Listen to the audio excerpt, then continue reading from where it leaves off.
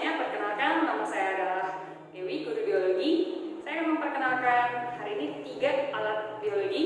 Yang pertama adalah stetoskop.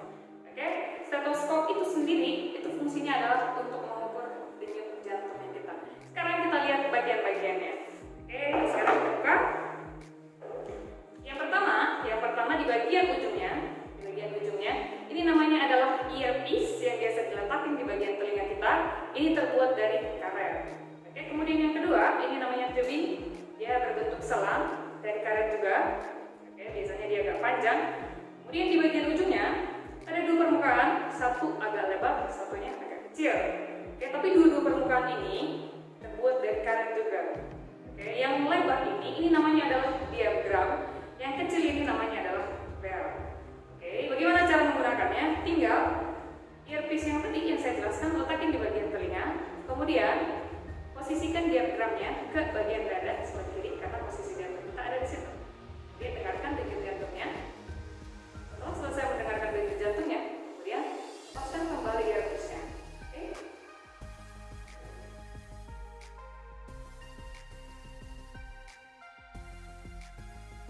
Untuk alat yang kedua, kita akan kenalkan ini adalah tensimeter atau sering juga disebut dengan sphygmomanometer. Fungsinya untuk mengukur tekanan darah. Oke, sekarang kita kenalkan bagian-bagiannya. Yang pertama, yang ini namanya adalah pompa. Dia terbuat dari karet. Kemudian di dekat dari pompa itu ada yang disebut nih katup atau valve. Setelah itu ada selang yang akan menghubungkan udara ke bagian manset. Manset ini biasanya terbuat dari kain. Oke, setelah itu manset ini juga terhubung ke tensimeternya. Oke, tensimeter air laksa. Kebetulan kita pakai ya tensimeter air laksa. Ada 2 sebenarnya jenisnya. Ada yang tensimeter air laksa, ada yang digital. Oke, yang paling umum kita jumpai di klinik-klinik biasanya tensimeter air laksa. Sekarang kita sudah kenalkan bagian-bagiannya, bagaimana cara menggunakannya. Oke, sekarang di sini sudah ada pasiennya. Sekarang perhatikan mansetnya. Di sini ada tulisannya. Oke, jadi kita harus letakkan di bagian lengan atas dari pasiennya. Oke, bisa kita lipat dulu bagian dari kain dari pasiennya. Oke, kita bagian atas. Setelah itu, rekatkan mansetnya. Ini dia 2 jari dari bagian sikunya. 2 jari, oke. 2 jari di bagian sikunya.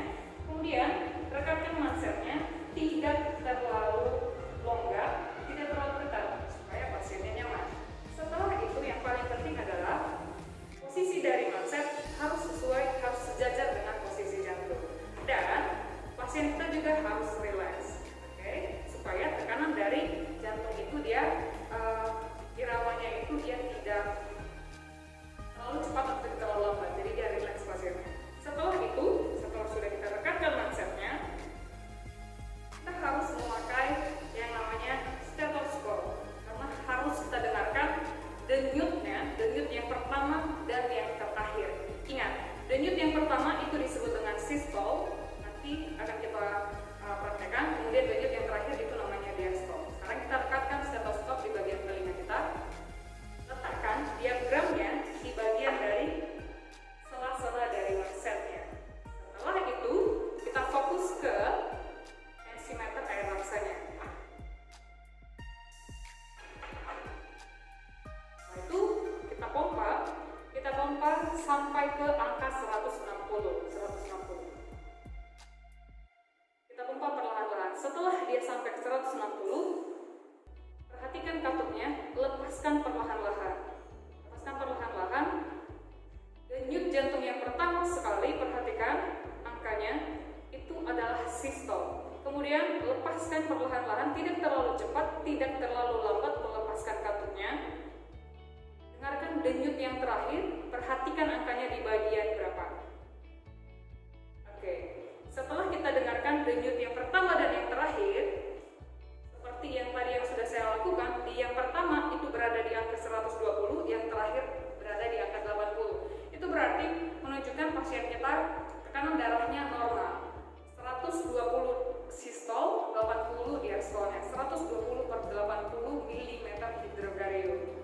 Seandainya di atas itu berarti pasien kita disebut dengan hipertensi, seandainya di bawah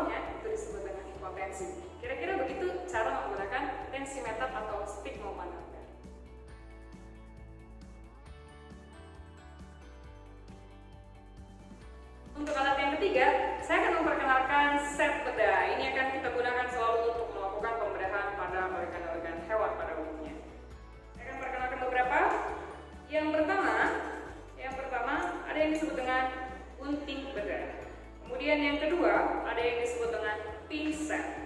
Yang ketiga ada pisau bedah.